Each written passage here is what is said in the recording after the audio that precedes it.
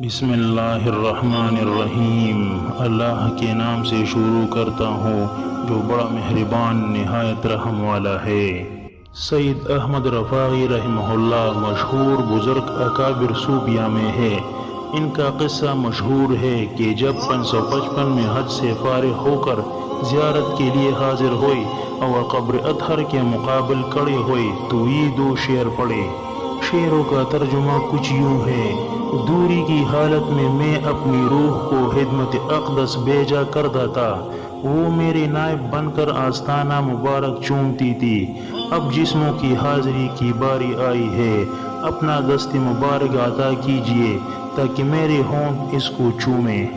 اس پر قبر شریف سے دست مبارک باہر نکلا اور انہوں نے اس کو چوما۔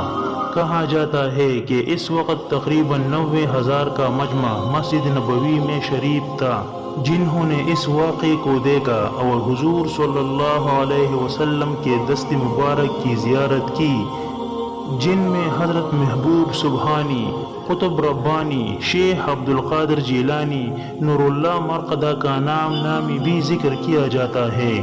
ہمارے حضرت حاجی محمد شریف صاحب رحمۃ اللہ علیہ، خلیفہ حکیم الامت حضرت تھانوی رحمہ اللہ فرمایا کرتے تھے، اس کے بعد حضرت رفاعی رحمہ اللہ مسجد نبوی کے دروازے کے سامنے لیٹ گئے اور لوگوں سے کہا، مجھ پر پاؤں رکھ کر گزرو، یہ عمل آپ نے تواضع و انکساری کے لیے کیا۔